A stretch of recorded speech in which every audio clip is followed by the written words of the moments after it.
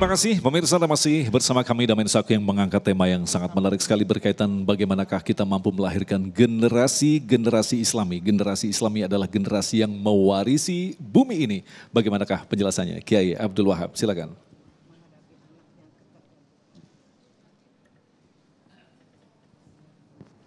Assalamualaikum warahmatullahi wabarakatuh.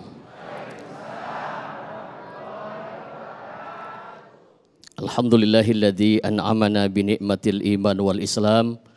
Wassalatu wassalamu ala sayyidina Muhammadin sayyidil anam.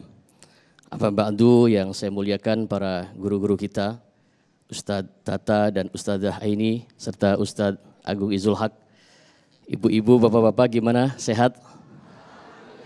Ya, cirinya penghuni surga itu bu, wajhun malihun, wajahnya senyum.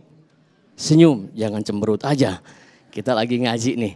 Mudah-mudahan keberkahan Allah berikan untuk kita semua. Amin. Pemirsa Damai Indonesiaku di seluruh Nusantara yang mudah-mudahan kita semua dimuliakan oleh Allah. Setiap kita pasti pengen punya anak keturunan yang soleh. Benar bu ya? Ibu-ibu pengen punya anak soleh? Saking pengennya punya anak soleh sampai banyak orang yang punya anak dikasih nama soleh. Walaupun dia kurang soleh. Boleh orang tuanya kurang soleh, tapi anaknya pengen jadi anak soleh.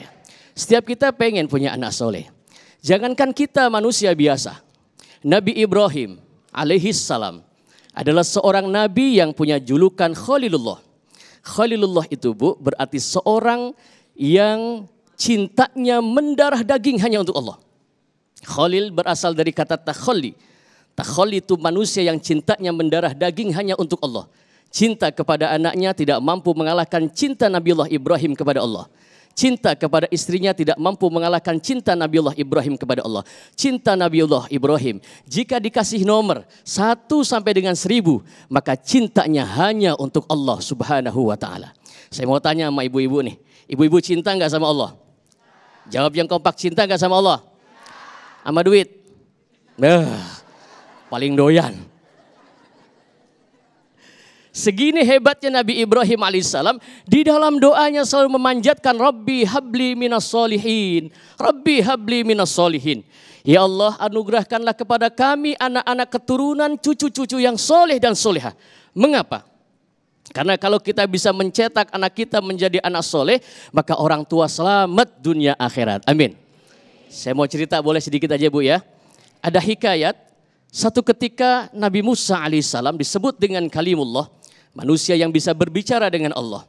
Nabi Musa satu ketika berjalan bu, mencari Nabi Khidir bersama sahabatnya Yusha. Ketika berjalan, Nabi Musa alaihissalam melewati sebuah kuburan. Lalu Nabi Musa mendengar, dari dalam kuburan itu terdengar suara orang yang sedang menangis. Orang yang sedang disiksa di dalam kuburan. Nabi Musa melanjutkan perjalanannya. Bu, suka lewat kuburan suka? Kalau lewat kuburan kirim salam untuk ahli kubur ya bu ya. Bisa kirim salamnya? Gimana? Hai gitu. Assalamualaikum ya ahlal kubur. Ustaz, apakah orang di dalam kubur bisa menjawab salam kita yang masih hidup? Bisa. Bisa. Kok nggak kedengeran? Kalau kedengeran ibu kabur. Sudah lama Nabi Musa 4 tahun bertemu dengan Nabi Khidir. Nabi Khidir sampai membangun rumah yang hancur. Karena itu di bawahnya ada harta anak yatim.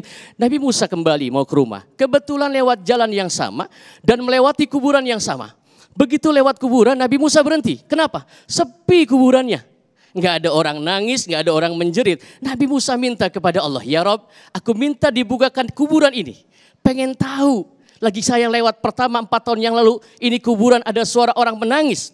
Kok sekarang tidak ada? Dibukakan kuburannya, ternyata begitu dibuka bu. Kuburannya luas, kuburannya terang, banyak kenikmatan-kenikmatan kubur di dalamnya. Nabi Musa penasaran, bertanya sama orang di dalam kubur. Wahai ahli kubur, ya Nabi Musa. Dulu waktu saya lewat engkau sedang menangis, menjerit karena mendapat siksa adab di dalam kubur. Tapi mengapa sekarang engkau mendapatkan kenikmatan-kenikmatan kubur dari Allah? Orang di dalam kubur itu menjawab sambil menangis, pantas ya Nabi Musa. Kalau aku disiksa oleh Allah, diadab oleh Allah, ini pantas.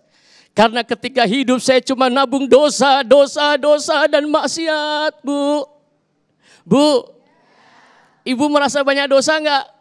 Banyak. Insya Allah kita banyak dosa Bu ya. Apalagi ibu-ibu suka bohongin suami.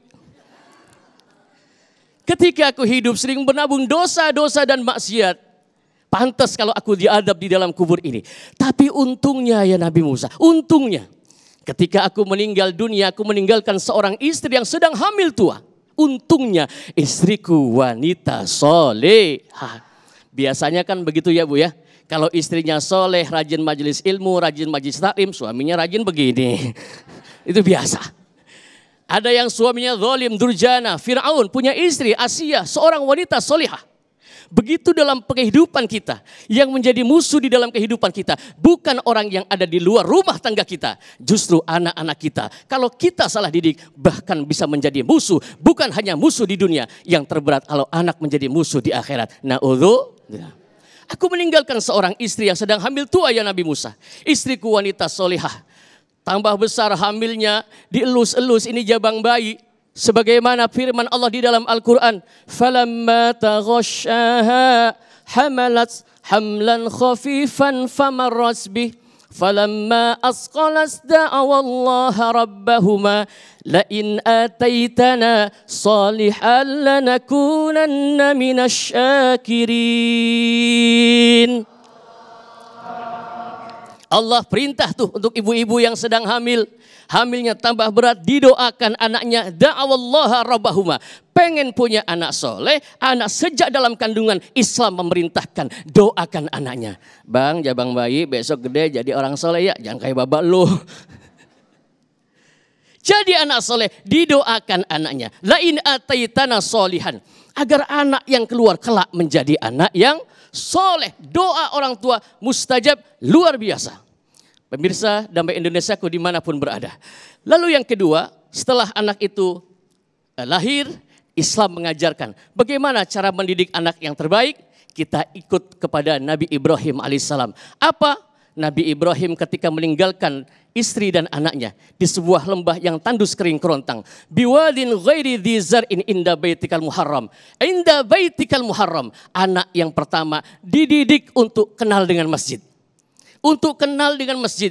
Ketika anak sudah kenal dengan masjid, Rabbana liyuqimus shalah, maka anak akan melihat orang sholat.